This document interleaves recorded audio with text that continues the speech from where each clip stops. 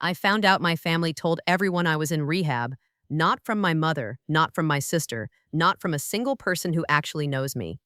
I found out because a stranger on the internet left a comment on a viral video saying, "Hope she gets the help she needs."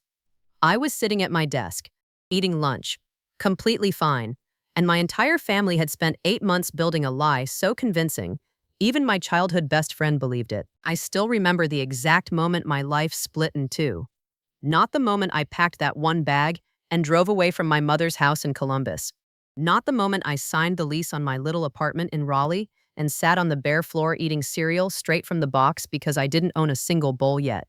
Not even the moment I changed my number and told myself this was freedom. No, the moment my life actually split in two was a Tuesday afternoon in March.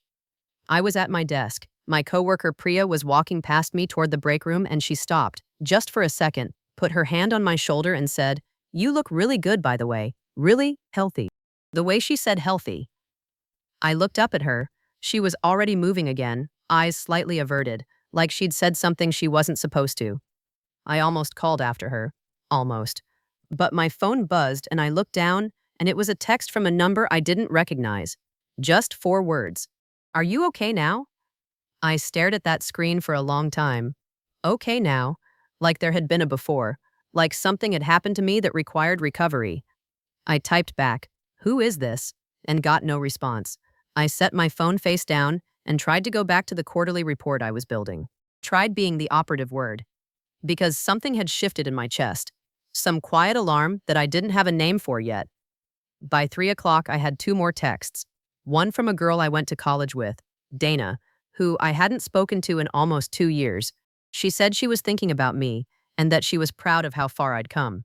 The other was from my old neighbor back in Columbus, Mrs. Patton, 71 years old, who I used to wave to every morning. She sent a little prayer hands emoji and nothing else. I sat very still at my desk, proud of how far I'd come. A prayer. "You look really healthy." And then the notification came through. Not a text, a comment, on a photo I hadn't posted, on an old Instagram I barely used anymore, a picture of me from 3 years ago at my cousin's graduation. Someone I didn't know had tagged me in something. The comment said, "Found the video. Hope she's doing better. Addiction is so hard on families." My hands went cold. I clicked the tag. It took me to a video I had never seen before in my life. Shaky footage. Living room lighting, warm, yellowish, the kind that comes from those cheap floor lamps my mother has had since I was 12. A family gathering of some kind. And then I heard her voice. My sister Denise. She was standing near the fireplace, wine glass in hand, talking to my Aunt Carol and 2 women I vaguely recognized from my mother's church. Her voice was low but clear. The camera, held by someone I still don't know to this day, had caught every single word. "It got really bad," Denise was saying. "Like, we tried everything. We staged an actual intervention. She was erratic. She wasn't sleeping. Mom was terrified to leave her alone in the house." My Aunt Carol pressed a hand to her chest. "She's in a facility now. A good one. Outside the city." Denise paused, swirled her wine. "We don't really talk about it publicly because she'd be humiliated, you know? But she's getting the help she needs, finally." One of the churchwomen shook her head slowly. "Poor thing. It's been so hard on Mom," Denise said. And her voice, "I need you to understand this." Her voice cracked, like she was genuinely grieving, like she had genuinely lived through something devastating. I watched that clip 4 times. I was not in a facility. I was not in rehab. I was not using anything. I was sitting in my office in Raleigh, North Carolina, in a building I drove myself to every morning, wearing blazer I'd bought with my own paycheck, with a turkey sandwich half-eaten on the desk beside me. I was so fine. I was so devastatingly, ordinarily fine. And somehow that made it worse. I checked the view count. 47,000. I checked the timestamp. It had been posted 11 days ago by an account I didn't recognize. No profile picture, no name, just a string of numbers. 11 days. This video had existed for 11 days, and I was only finding out now because a stranger felt sorry for me in a comment section. I closed my office door. I sat back down in my chair, and I did something I hadn't done in almost a year. I pulled up my mother's Facebook page. The last thing she had posted publicly was 3 weeks ago. a Bible verse about strength during trials. The comments were full of women from her church saying they were praying for her. Praying for her. Not for me. For her. The suffering mother. The woman holding her family together during an impossible time. Someone wrote, "You are so strong, Diane. God is going to bring your daughter back to you whole." My mother had responded with a single red heart. I put my phone face down on my desk.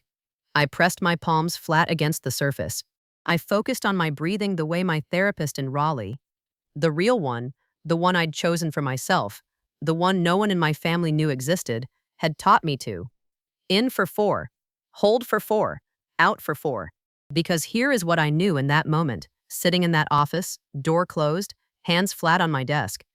This was not an accident. This was not my sister running her mouth at a party and things spiraling.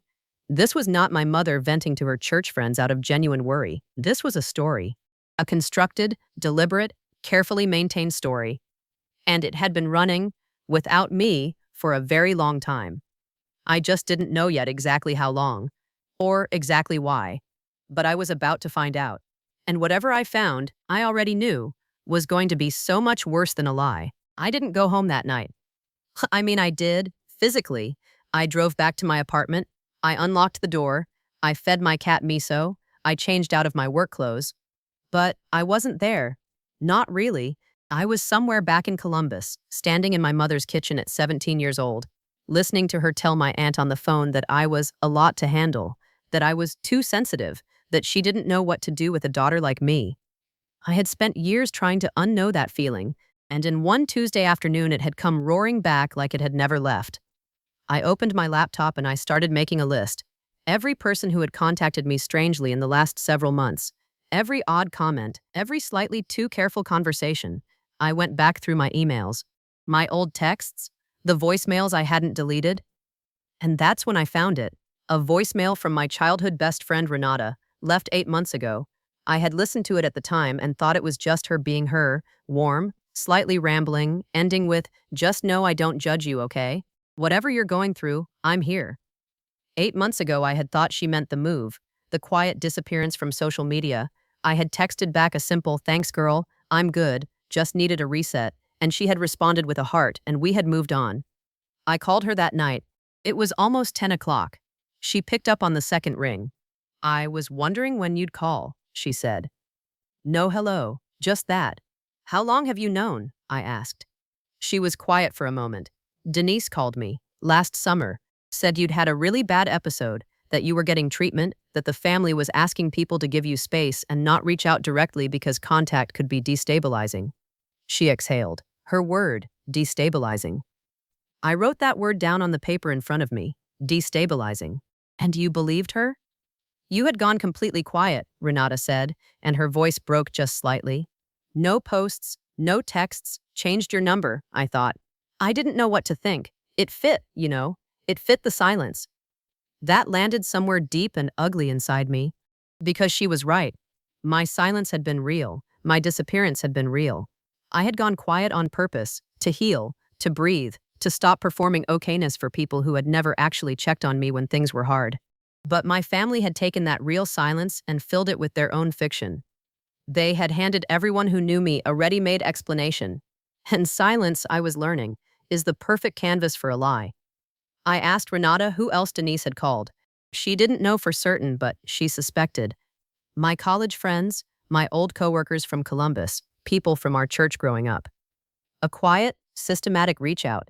Not a dramatic announcement, just a soft, sad, carefully worded phone call, one by one, building a consensus before I even knew there was a vote.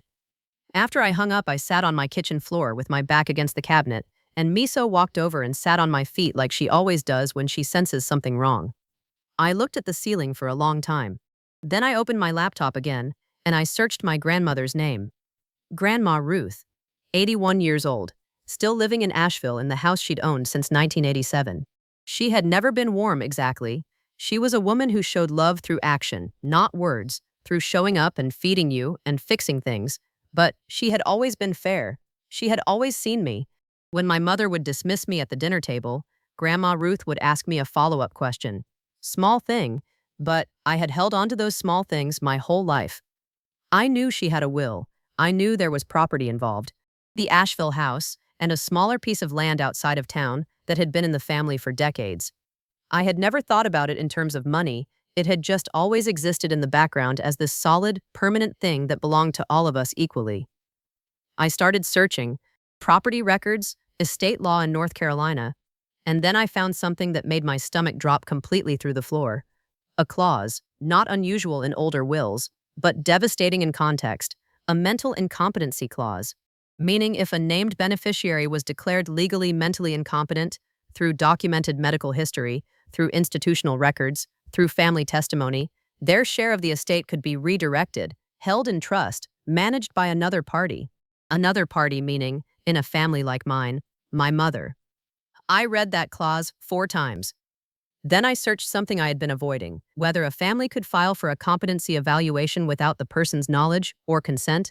In certain states, under certain circumstances, they could begin the process, quietly, with documentation, with testimony, with, say, records from a treatment facility, records they would need to fabricate, or have fabricated. Or, and this is the part that made me physically stand up from my kitchen floor and walk to the window and just stare out at the dark street below. Simply assert loudly and consistently enough that enough people believed it. Because in small towns, in family courts, in the kind of world my mother moves through, reputation is documentation. I thought about the night I left. It was a November night, 14 months ago. My mother and I had been building toward that fight for years. It just finally detonated over something small and stupid, the way the biggest explosions always do. I had told her I wasn't coming home for Thanksgiving, that I needed space, that I was struggling and I needed to prioritize my mental health. She had stood in her kitchen, the same kitchen with the yellowish floor lamplight from that video, and she had looked at me with this expression I had seen my whole life. Not anger exactly, something colder, assessment, like she was calculating. Mental health, she repeated, slowly. Like the words tasted strange. You've always been so dramatic, you know that? Your whole life. Everything is a crisis with you. I had said nothing. You leave this house, she said, very quietly, and you are on your own. Completely. Don't come looking for sympathy when it gets hard out there.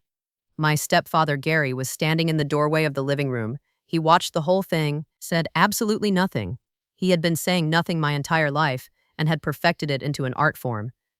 I packed one bag. I drove away. I told myself I was finally free. What I didn't understand, what I couldn't have understood standing in that driveway at 11 o'clock at night with one bag in my back seat, was that my exit had given my mother something she hadn't had before, a blank space where I used to be. And my mother, I know this now, the way I know my own name, my mother cannot leave a blank space alone. She fills it. She narrates it. She makes it mean something that serves her. I had handed her the perfect disappearance, and she had turned it into the perfect story. The rehab story wasn't just cruelty. It wasn't just reputation destruction. It was infrastructure. It was the foundation they were building something on, something legal, something financial, something that required me to be not just absent, but actively, documentably unwell. I closed my laptop. I looked at Miso still sitting on the kitchen floor watching me with her enormous yellow eyes, and for the first time since that Tuesday afternoon, since Priya's hand on my shoulder, since the stranger's comment, since my sister's voice coming out of that video like something from a nightmare, I didn't feel afraid anymore. I felt something else entirely. Something quiet and cold and completely focused. Because they had made one catastrophic mistake in all of this. They had assumed that because I had gone silent, I had gone away, and I had not gone anywhere. By morning, the video had 340,000 views. I know, because I checked it at 5:47 a.m., sitting in my kitchen with my first cup of coffee, still in the oversized t-shirt I'd slept in, Miso curled against my hip. I had barely slept. Not because I was spiraling. I had moved past spiraling somewhere around 2 in the morning. I hadn't slept because I was thinking. Clearly, methodically, the way I think when something finally makes complete sense after a long time of not making any sense at all. The comment section on that video had become something I can only describe as a wildfire. People were furious, not the vague, performative internet fury that dies in 24 hours, but the specific, targeted kind that comes when strangers recognize something real. Women especially. Hundreds of comments from women who had their own versions of this story. women who had been narrated by their families, women who had been called unstable, dramatic, broken by the exact people who had broken them. They saw what was happening in that video with a clarity that only comes from having lived it yourself. Someone had found Denise's public Facebook. Someone else had found my mother's. The comment sections on both were, "I won't pretend I felt nothing reading them. I felt something." Not satisfaction exactly. More like the specific vertigo of watching something that lived only inside you suddenly become visible to thousands of people at once. My mother's church friends were still posting prayer hands on her page, but now there were other comments too. Questions. Polite at first, then less so. I put my phone down. I made myself eat something. Toast, half a banana. I showered, I got dressed, and then I did the thing that I think surprised even me. I went to work. Because here is what I understood that morning, that my family had never understood about me, had fundamentally miscalculated about my character from the very beginning. I do not combust. I do not perform.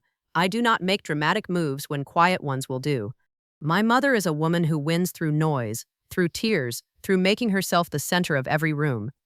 She had always mistaken my quietness for weakness, had always read my stillness as passivity. It was the most expensive mistake she ever made. At work, I kept my door closed.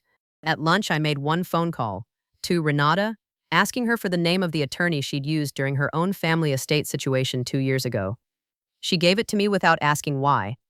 That's the thing about real friends. They hand you what you need and trust you to know how to use it. At 2 p.m., my phone rang. Number I didn't recognize. Area code 828. Asheville. I almost didn't pick up, but something made me. The man on the other end introduced himself as Gerald Marsh. He said he was an estate attorney. He said he had seen the video that was circulating. His daughter had sent it to him, and he said he recognized my grandmother's name from it because he had done some work adjacent to her estate several years ago through a colleague. He said he wasn't calling in any official capacity.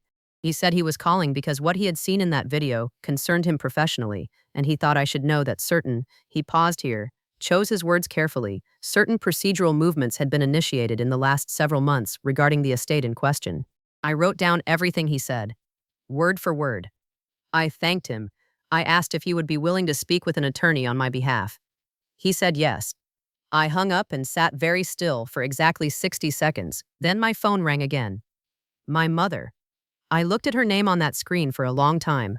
I thought about sending it to voicemail, but I remembered something my therapist had said once, that the most important information rarely comes from the moments people intend to reveal themselves. It comes from the moments they think they're in control.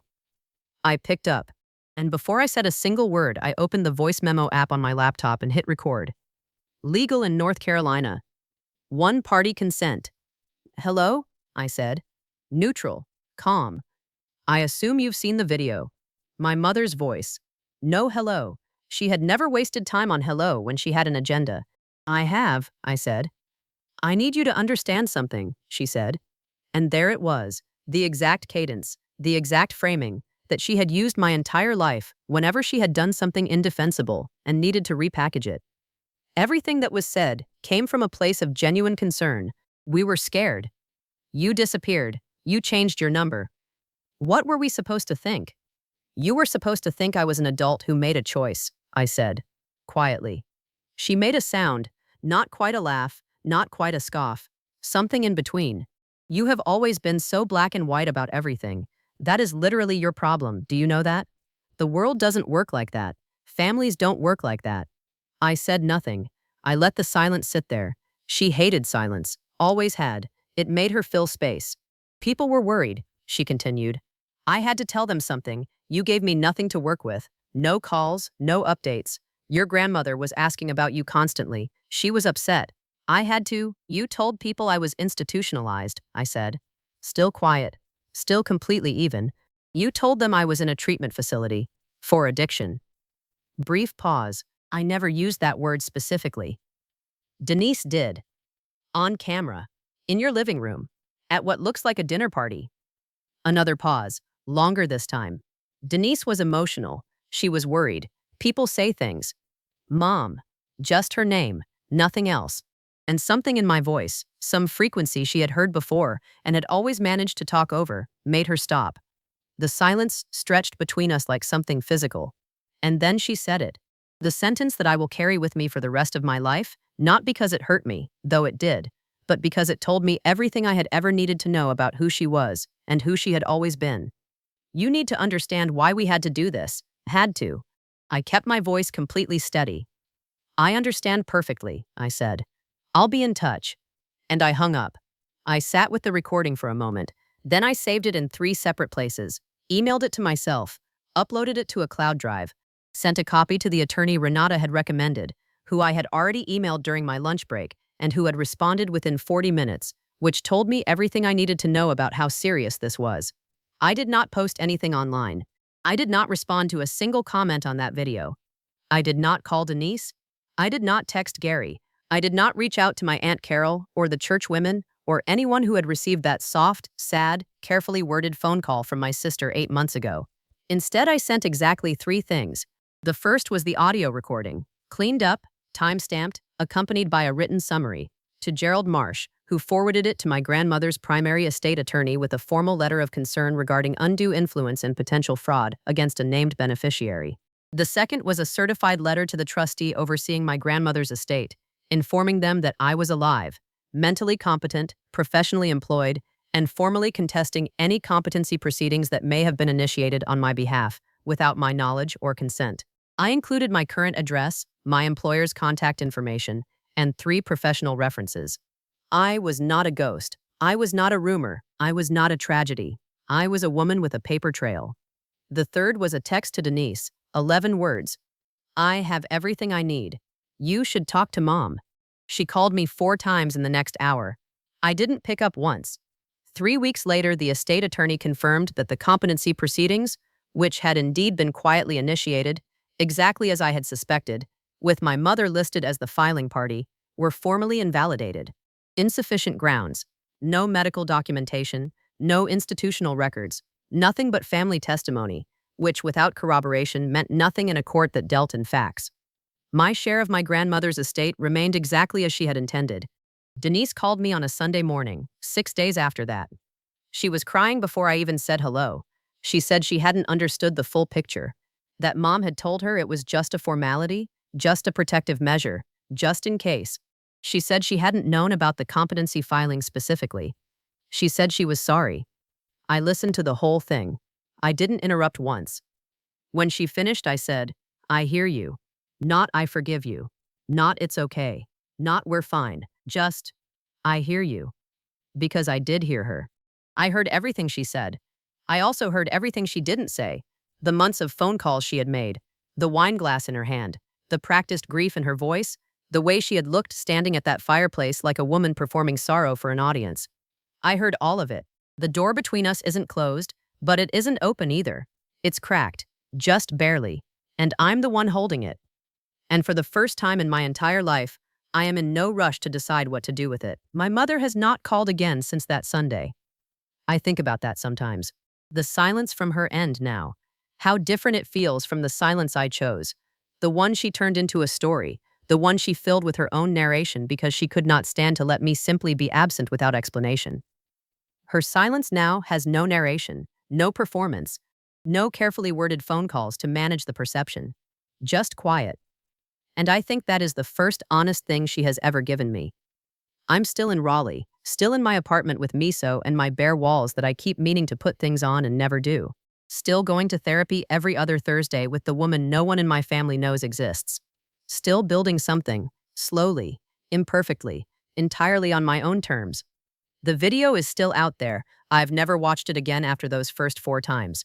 I don't need to. I know what it showed the world. A room full of people performing grief for a woman who was never lost. But here is what it gave me, accidentally, in the middle of all that damage. My name back.